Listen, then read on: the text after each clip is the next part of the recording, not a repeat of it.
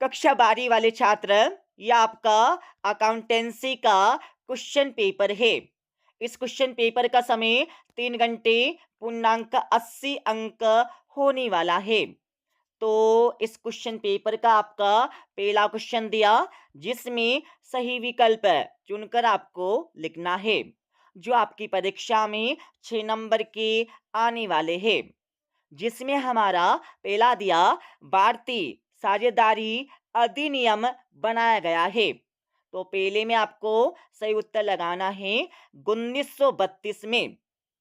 दूसरा आपका दिया, ख्याति है। तो दूसरी में आपको सही उत्तर लगाना है एक स्थायी संपत्ति। तीसरा आपका दिया, आंतरिक कोष इनमें से नहीं है। तो तीसरे में आपको सही उत्तर लगाना है कर्मचारियों का बजट खाता। चौथा आपका दिया, वसूली खाता है। तो चौथे में आपको सही उत्तर लगाना है नाम मात्र का खाता। ओके। पांचवा आपका दिया, निम्नलिखित में से किसे सामान्यतया मताधिकार प्राप्त है। तो पांचवे में आपको सही उत्तर लगाना है समता अंशदारी। छठा आपका दिया, निजी कंपनी के अधिकतम सदस्यों की संख्या कितनी हो सकती है। तो छठी में आपको सही उत्तर लगाना है 200 हो सकती है। ओके। दूसरे क्वेश्चन में आपको रिक्त स्थानों की पूर्ति करके लिखना है, जो आपकी परीक्षा में 6 नंबर के आने वाले हैं। जिसमें हमारा पहला दिया, साझेदारी के लिए का विभाजन अनिवार्य नहीं है।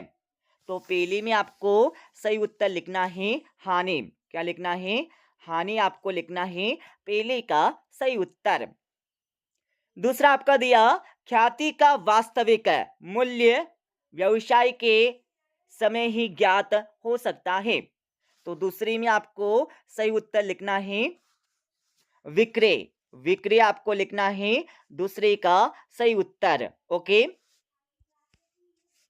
तीसरा आपका दिया, साझेदारी फर्म के किसी साझेदार की मृत्यु होने पर उसके हिस्से का करना पड़ता है।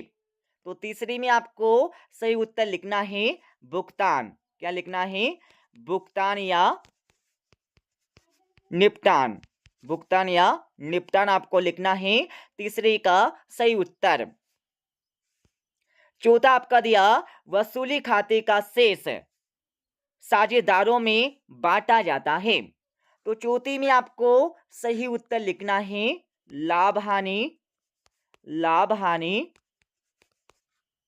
अनुपात। क्या लिखना है?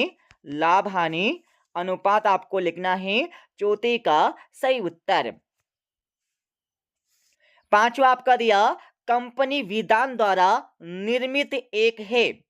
तो पांचवी में आपको सही उत्तर लिखना है कृत्रिम। कृत्रिम व्यक्ति है। क्या लिखना है? कृत्रिम व्यक्ति है। ओके। छठा आपका दिया, अंश कितने प्रकार के होते हैं।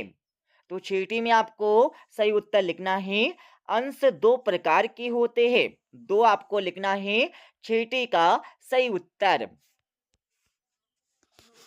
तीसरे क्वेश्चन में आपको सही जोड़ियां बनाकर लिखना है, जो आपकी परीक्षा में 7 नंबर की आने वाली है। तो पहले का मिलान आपको करना है फर्म से। दूसरे का मिलान आपको करना है स्थिर पूंजी पद्धति से। तीसरे का मिलान आपको करना है लेखांकन प्रमाप 26 से। और चौथे का मिलान आपको करना है दा से। पांचवी का मिलान आपको करना है सा से। छठी का मिलान आपको करना है बा से।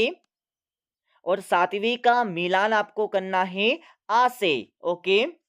इस प्रकार से आपको परीक्षा में सही जोड़ी का मिलान करके लिखना है।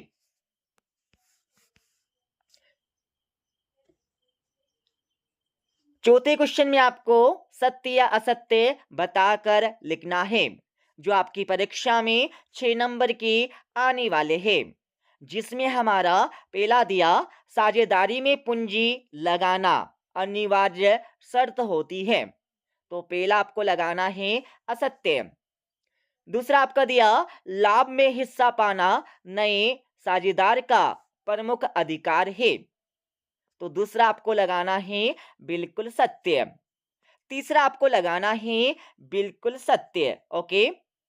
चौथा आपका दिया वसूली खाता वास्तविक प्रकृति का खाता होता है। तो चौथा आपको लगाना है असत्य। पांचवा आपको लगाना है असत्य और छठा आपको लगाना है बिल्कुल सत्य। पांचवें क्वेश्चन में आपको एक शब्द या एक वाक्य में उत्तर लिखना है जो आपकी परीक्षा में 7 नंबर की आने वाले हैं, जिसमें हमारा पहला दिया साझेदारी संलेख की अनुपस्थिति में किस अधिनियम के प्रावधान लागू होते हैं। तो पहले में आपको सही उत्तर लिखना है भारतीय साझेदारी भारतीय साझेदारी अधिनियम 1932। ओके, ये आपको लिखना है पहले का सही उत्तर। दूसरा आपका दिया फर्म द्वारा साझेदारों की पूंजी पर ब्याज कब दिया जा सकता है। तो दूसरे में आपको सही उत्तर लिखना है साझेदारी संलेख में स्पष्ट उल्लेख होने पर। क्या लिखना है?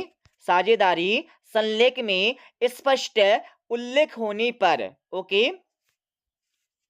तीसरा आपका दिया जब ख्याति की राशि नगद लाई जाती है तो उसे किस खाते में जमा करते हैं। तो तीसरे में आपको सही उत्तर लिखना है ख्याति के लिए प्रीमियम खाते में और पीछे आपको लिखना है सीआर। ओके। तो तीसरे में आपको लिखना होगा ख्याति के लिए प्रीमियम खाते में सीआर। चौथा आपका दिया वास्तविक औसत लाभ का सामान्य लाभ पर आधिक्य क्या कहलाता है। तो चौथे में आपको लिखना है अधिलाभ। क्या लिखना है? अधिलाभ कहलाता है। ओके। पांचवा आपका दिया जब एक साझेदार अपने को साझेदारी से अलग करता है तो ऐसी स्थिति जानी जाती है। तो पांचवे में आपको सही उत्तर लिखना है साझेदारी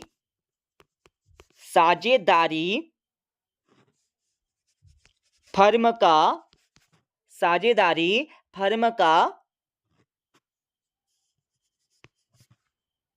पुनर्गठन। ओके, ये आपको लिखना है पांचवी का सही उत्तर। छठा आपका दिया कंपनी की स्थापना करने वाले व्यक्ति को क्या कहते हैं। तो छठे में आपको लिखना है कंपनी का प्रवर्तक। क्या लिखना है? कंपनी का प्रवर्तक या संस्थापक। यह आपको लिखना है छठे का सही उत्तर। सातवां आपका दिया जब अंशों का निर्गमन अंकित मूल्य से अधिक मूल्य पर किया जाए तो आधिक्य राशि क्या कहलाती है। तो सातवें में आपको सही उत्तर लिखना है प्रतिभूति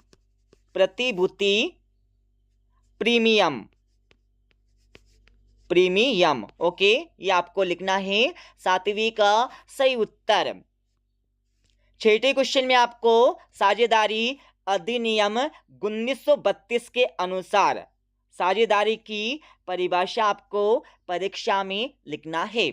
एंड इसके अतवी वाले क्वेश्चन में साझेदारी संलेख से क्या आशय है, आशय बताकर आपको परीक्षा में लिखना है। 7वें क्वेश्चन में आपको विभाजन योग्य लाभ का आशय बताकर आपको परीक्षा में लिखना है। 8वें क्वेश्चन में आपको साझेदारी फर्म के पुनर्गठन से क्या आशय है, आशय बताकर आपको परीक्षा में लिखना है।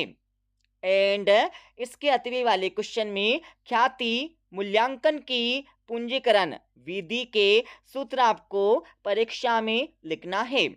9वें क्वेश्चन में आपको नए साझेदारी की वैधानिक स्थिति को समझाकर आपको परीक्षा में लिखना है। ओके। 10वें क्वेश्चन में आपको साझेदार की निवृत्ति से क्या आशय है, आशय बताकर आपको परीक्षा में लिखना है। एंड इसके अतवे वाले क्वेश्चन में उत्तराधिकारी से क्या आशय है, आशय बताकर आपको परीक्षा में लिखना है। 11वें क्वेश्चन में आपको निवृत्त साझेदार के ऋण खाते से क्या आशय है, आशय बताकर आपको परीक्षा में लिखना है। 12वें क्वेश्चन में आपको साझेदारी के विघटन से क्या आशय है, आशय आपको परीक्षा में लिखना है। ओके। 13वें क्वेश्चन में आपको अग्रिम याचना से क्या आशय है, आशय बताकर आपको परीक्षा में लिखना है। सभी प्रश्नों के उत्तर आपको मिल जाएंगे इस वीडियो के अंत में। 14वें क्वेश्चन में आपको पूर्वाधिकार अंश किसे कहते हैं, इसके बारे में आपको परीक्षा में लिखना है। 15वें क्वेश्चन में आपको न्यूनतम अभिदान किसे कहते हैं, इसके बारे में आपको परीक्षा में लिखना है।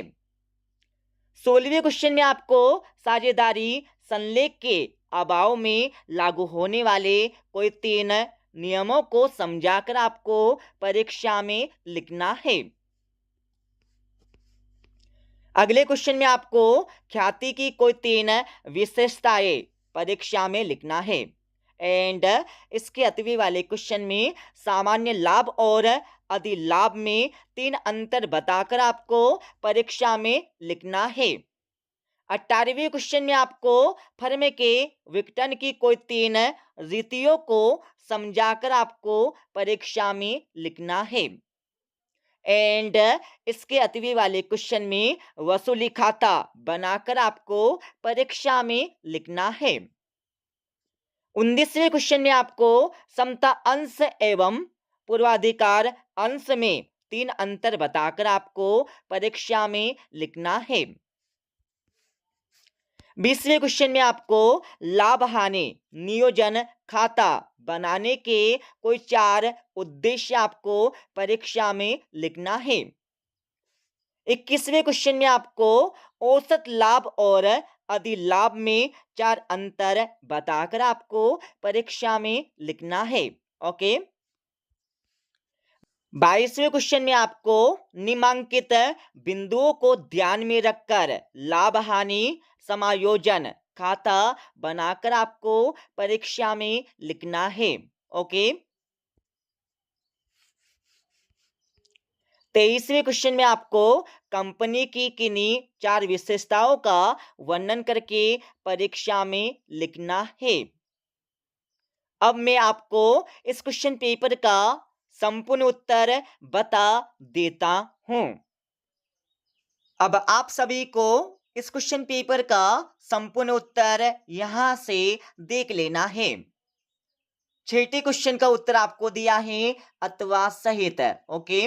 6ठे क्वेश्चन के बाद आप सभी को 7वें क्वेश्चन का उत्तर भी मिल जाएगा अथवा सहित। 7वें क्वेश्चन के बाद आप सभी को 8वें क्वेश्चन का उत्तर भी मिल जाएगा अथवा सहित। ओके।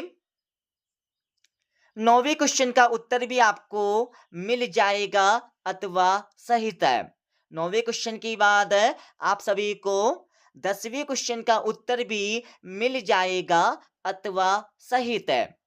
10वें क्वेश्चन के बाद आप सभी को 11वें क्वेश्चन का उत्तर भी मिल जाएगा अथवा सहित।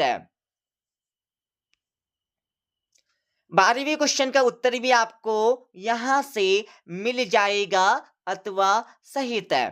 12वें क्वेश्चन के बाद आप सभी को 13वें क्वेश्चन का उत्तर भी मिल जाएगा अथवा सहित है। 13वें क्वेश्चन के बाद आप सभी को 14वें क्वेश्चन का उत्तर भी मिल जाएगा। ओके, 15वें क्वेश्चन का उत्तर भी आपको यहां से मिल जाएगा अथवा सहित है।